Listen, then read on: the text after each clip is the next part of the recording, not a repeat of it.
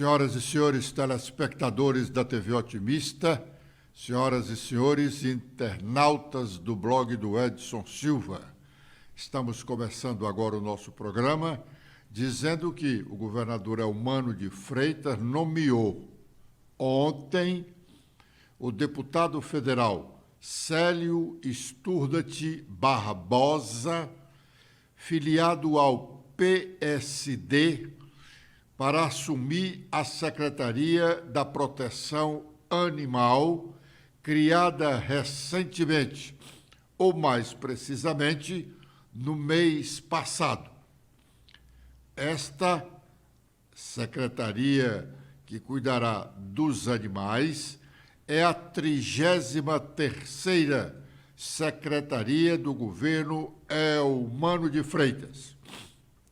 Célio Sturdat ainda não está oficialmente licenciado da Câmara dos Deputados, o que deverá acontecer ainda hoje, pois o ato de nomeação, publicado na edição de ontem do Diário Oficial, à noite, o faz imediatamente licenciado. Ele será substituído na Câmara dos Deputados pela primeira suplente do PSD, Francisca Eliane Braz Carvalho. Ela é ou foi companheira do prefeito afastado de Iguatu, Edinaldo de Lavô Couras. Ela já ocupou interinamente o cargo de prefeita de Iguatu. O ingresso definitivo do PSD no governo do Ceará, depois de uma longa insistência do presidente do partido, Domingos Filho, que no último fim de semana anunciou publicamente o rompimento do PSD com o esquema do prefeito de Fortaleza, José Sarto, para finalmente chegar ao governo do Estado. A solenidade de posse de Célio Sturdat no secretariado do governador Eumano de Freitas está programado para o meio da tarde de hoje, ou mais precisamente, às 15 horas. Ontem, falamos aqui da provável reconvocação do coronel Mauro Cid, ex-ajudante de ordens de Bolsonaro, enquanto presidente da República, para depor na Comissão Parlamentar Mista de Inquérito. Falamos também do envolvimento do seu pai em todo esse imbróglio do governo Bolsonaro, na parte referente às joias recebidas como presente no exterior. Falamos do envolvimento do pai do Mauro Cid, no caso, o general Mauro Lorena Cid. Ele, general, chegou a integrar o alto comando do Exército, além da possibilidade, falamos também, de outros militares de alta patente, embora no momento na reserva, serem convocados a depor na Comissão Parlamentar Mista de Inquérito, que investiga a ação ou omissão de agentes públicos nos atos de vandalismos ocorridos no dia 8 de janeiro deste ano em Brasília. Hoje, uma extensa matéria do jornal O Estado de São Paulo diz que o Exército Brasileiro está iniciando uma ofensiva de recuperação de sua imagem, sem dúvida muito desgastada ao longo do mandato do ex-presidente Bolsonaro, notadamente a partir da participação do hoje deputado federal pelo Rio de Janeiro, General Pazuello, enquanto ministro da Saúde, no auge da pandemia da Covid-19. Stephanie. Olá, Edson, olá, internautas do blog do Edson Silva. O Estadão destaca que o comandante do Exército, o general Thomas Miguel Ribeiro Paiva, iniciou uma ofensiva institucional para afastar as Forças Armadas da influência bolsonarista e recuperar o prestígio perdido após episódios como a tentativa de golpe no 8 de janeiro e a suspeita de envolvimento de militares no esquema de venda ilegal de joias destinadas ao acervo da Presidência da República durante o governo Jair Bolsonaro. A iniciativa foi materializada em uma ordem emitida por Paiva no dia 10 de agosto e publicada no Boletim do Exército na sexta-feira passada. A estratégia de defesa da instituição inclui a criação de uma Associação Nacional de Amigos do Exército, com a presença em todo o país. O plano do comando prevê ainda a luta por benefícios para militares e seus familiares, a fim de passar a mensagem ao público interno de que a atuação da instituição está comprometida com os interesses do Exército. Thomas criou um grupo de trabalho com a participação de coronéis e generais para obter mais recursos para os sistemas de saúde e de colégios militares e moradias de famílias de militares, além de ações que contribuam para fortalecer a imagem e a reputação da força. O presidente Lula fez sua live de hoje lá da África do Sul, onde está desde o fim de semana passado para mais uma reunião dos dirigentes de países que integram o chamado BRICS. Vamos ouvir parte da sua manifestação inicial na live. Acho que aqui a economia vai começando a crescer. Aqui tem tudo por fazer. Aqui precisa de rua, de estrada, de água, de energia elétrica, de tudo precisa aqui. Então é importante saber que o mundo e os empresários em algum momento vão se voltar para cá. Quando teve a crise de 2008, 2009, no primeiro encontro do G20, eu propus, foi um encontro na Inglaterra, o Tony Blair, o primeiro-ministro Gordon Brown que estava organizando a reunião, e eu propus que o excesso de dinheiro que tinha no mundo pudesse começar a ser transferido para gerar empregos em lugares que precisavam gerar empregos para crescer. No caso, era a África, que precisava de muita infraestrutura. Eu volto aqui à África do Sul com muito orgulho. A cidade de Joanesburgo é a quarta vez que eu venho para cá, para participar dos BRICS com muita vontade, com muita crença de que as coisas vão melhorar. Os BRICS começam a se colocar como uma coisa muito importante no planeta. As pessoas começam a perceber que os BRICS não é qualquer coisa, não. Ou seja, a junção de África do Sul, Brasil, Índia e China são metade da população mundial. São, sabe, economias grandes que estão crescendo, que podem crescer muito mais, e que querem criar instituições democráticas, inclusive o NB, que é o novo banco dos BRICS. A gente quer criar um banco para sair, agir diferente do que agem os bancos hoje criados, sabe, depois de 1945. Então, eu estou otimista, acho que daqui vai sair grandes decisões, boas decisões, não decisões para serem implantadas amanhã, mas decisões para serem cumpridas ao longo do próximo período. O ano que vem é a Rússia que vai presidir os BRICS, em 2025 é o Brasil que vai presidir os BRICS, a reunião será lá no Brasil, então, e eu espero que a gente coloque a luta contra a desigualdade como tema principal.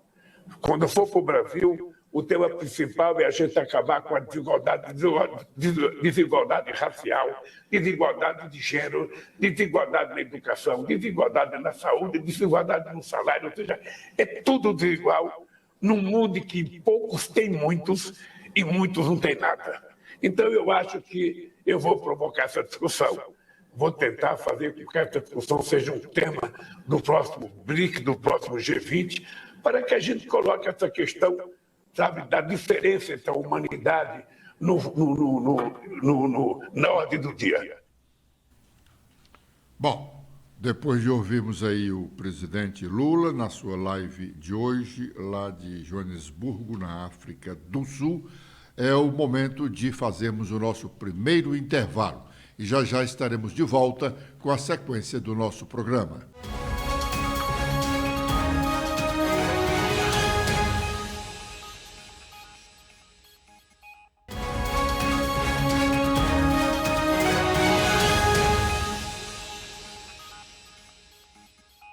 O ex-senador Tasso Gereissati foi ontem ao clube ou à Câmara dos Dirigentes Lojistas, o CDL de Fortaleza, para fazer uma palestra sobre a economia nacional. É um tema que ele realmente conhece bem, não só pelo tempo que passou no Congresso Nacional, em comissões importantes do Senado da República, como porque está na relação dos principais empresários do país. Mas o que chamou mais atenção mesmo, antes da palestra do ex-senador Tasso Gereissati, foi a sua pontualidade.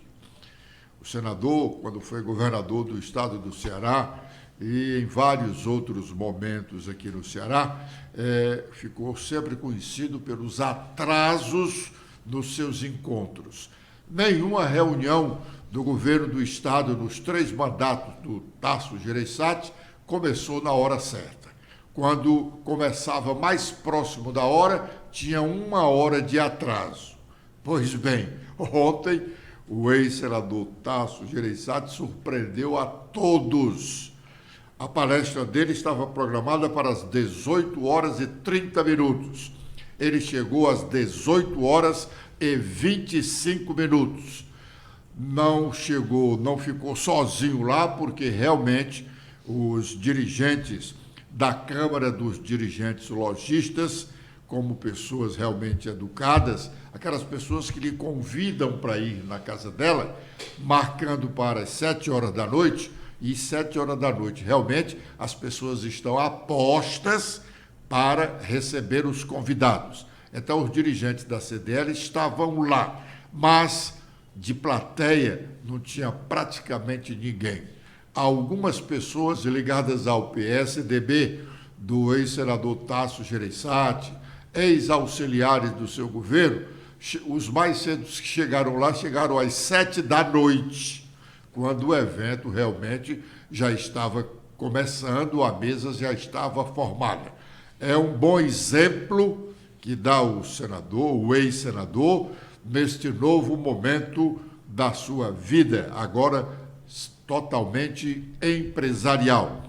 Não é elogiável, pelo contrário, é um desrespeito aos convidados se marcar um evento, oficial ou não, para determinada hora, e este evento só começar 1 ou 2 horas depois da hora marcada. Parabéns, então, para o ex-senador Tasso Gereissati, e uma advertência para a sociedade sobralense que participa desses eventos sociais por aí afora. Os horários devem ser cumpridos, e para que não fiquem, se surpreendam, aliás, cheguem na hora aprazada. Agora é o momento de sabermos quais as nossas manchetes. Letícia. Olá, Edson. Olá a todos que acompanham o nosso programa desta terça-feira. Com as atualizações feitas no nosso blog, temos sobre a valorização da enfermagem pelo olhar dos estudantes universitários. Esses estudantes, Felipe Rocha e Ana Lívia Mello, debateram o tema em relação à valorização da categoria e a luta pelo piso da enfermagem para beneficiar milhares de profissionais, e essa entrevista está disponível no nosso site, blog do Edson Silva, todos os nossos canais.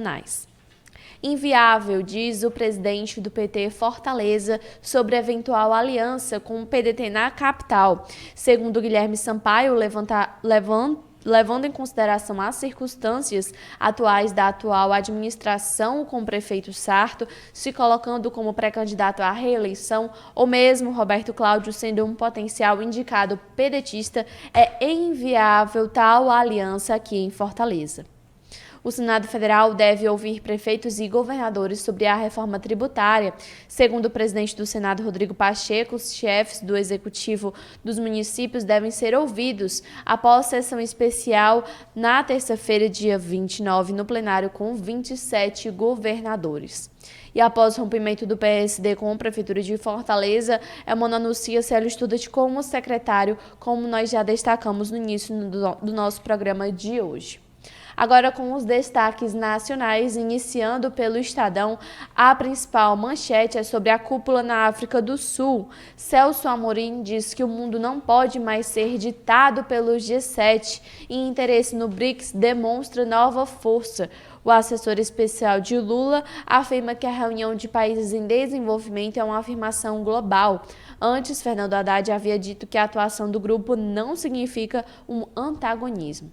Agora, com os destaques do Globo, temos em destaque sobre uma crise interna. A executiva do União Brasil articula a retirada de Bivar do comando da sigla. Também temos sobre acerto de contas que defesa pede informações à Polícia Federal para punir militares golpistas e Exército fala em proteger reputação. Com as últimas da Folha de São Paulo, temos a defesa de Bolsonaro, que ignora o Tribunal de Contas da União, o TCU, para tentar afastar crime de peculato nas joias. Advogados do ex-presidente classificam o caso como mera irregularidade de caráter administrativo.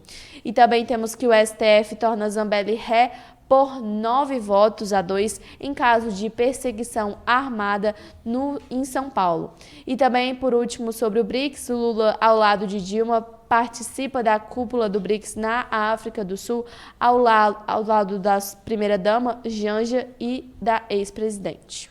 Bom, a Comissão Parlamentar Mista de Inquérito, que investiga ações ou omissões de agentes públicos nos atos de vandalismo do dia 8 de janeiro em Brasília, quando foram quebrados partes das sedes dos 3 poderes da República, faz uma reunião hoje.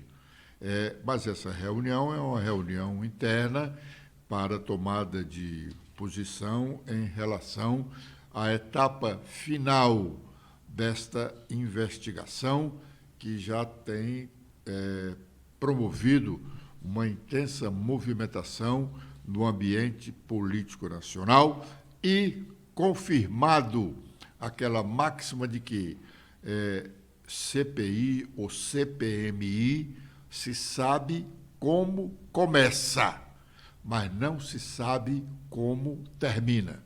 Pois muito bem, essa CPMI, que nasceu exatamente, como já dissemos, para investigar ações ou omissões de agentes públicos nos atos de vandalismo de 8 de janeiro, já produziu vários outros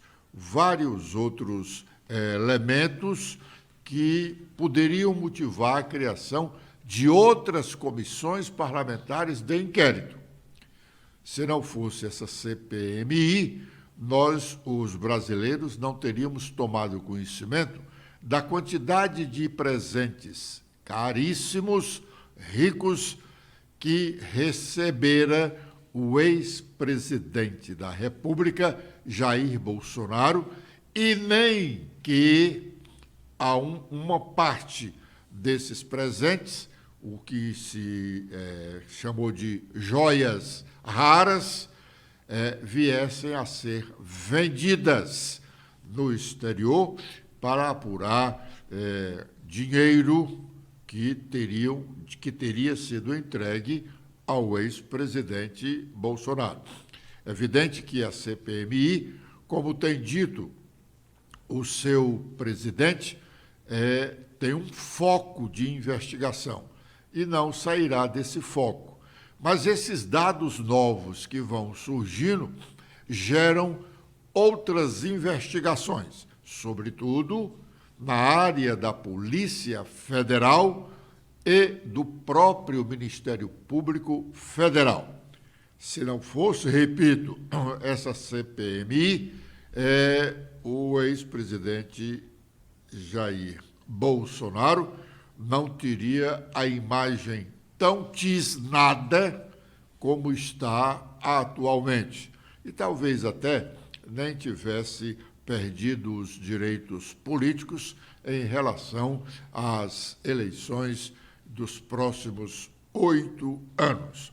Vamos aguardar o que vai sair do resultado dessa reunião da CPMI de hoje para sabermos se realmente o coronel Mauro Cid, ex-ajudante de ordem de Bolsonaro, venha a ser reconvocado para falar novamente a CPI, para ver se ele vai falar a CPI, porque da primeira vez que ele foi à CPI, não disse nada, sequer respondeu quantos anos tem. Bom, vamos fazer mais um intervalo e já estaremos de volta com a parte final do nosso programa.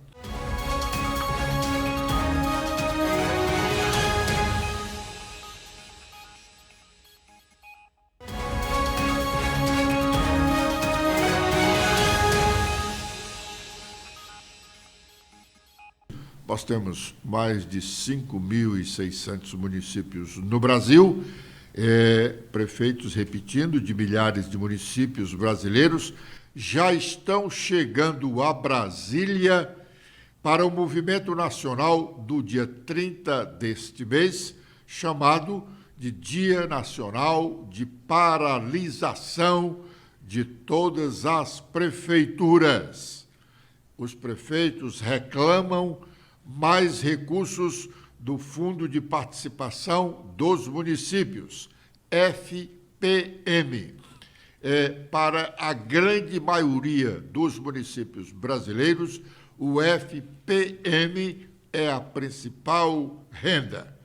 Pois bem, esses prefeitos que já estão em Brasília e o cume desse encontro será no dia 30, vão se aliar ou terão o apoio dos governadores de estado, que também irão a Brasília nos próximos dias, mas para discutir a reforma tributária.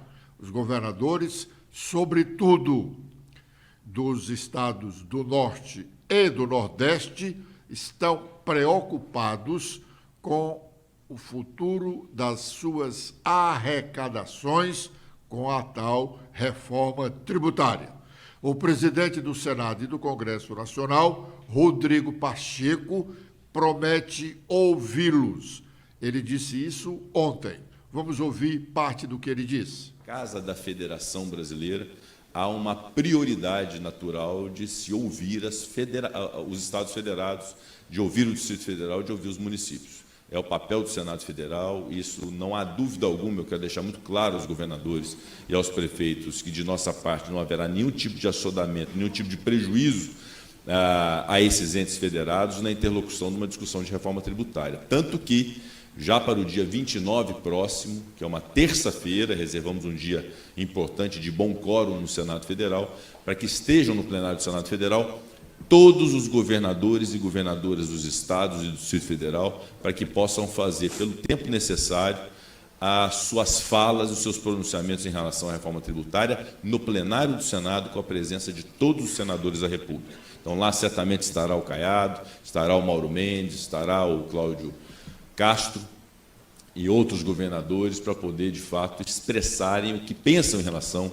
à reforma tributária, e nós, evidentemente, consideraremos toda essa abordagem. O plano de trabalho já foi apresentado da reforma, ela será submetida para deliberação tão somente à Comissão de Constituição e Justiça do Senado Federal, que é presidida pelo senador Davi Alcolumbre. Isso é imposto pelo regimento, porque no Senado, tratando-se de proposta de emenda à Constituição, A comissão responsável por essa apreciação é a CCJ, mas nós também permitimos, inclusive estimulamos, que a Comissão de Assuntos Econômicos do Senado possa fazer uma série de audiências públicas, uma série de sessões de debates para poder incorporar o estudo feito pela CCJ do Senado Federal até que o projeto e a PEC vá para o plenário do Senado Federal. O que se estima é que nós tenhamos aí esse fim de agosto, decorrer todo de setembro, com uma prioridade absoluta do Senado Federal para poder esclarecer todas as dúvidas, dirimir todos os impasses e os dilemas, para que possamos, no mês de outubro, fazer a apreciação no plenário do Senado Federal da melhor reforma tributária possível. É o que nós desejamos. Não desejamos, hora nenhuma, sacrificar nenhum tipo de setor, sacrificar nenhum ente federado, mas chegou a hora no Brasil de escolher. Nós temos que exercer aquilo que na política é muito caro, que é a arte de escolher uma opção política em relação ao sistema tributário de arrecadação no Brasil, e nós o faremos no Senado Federal, sem dúvida alguma, e pretendo fazer da melhor forma possível.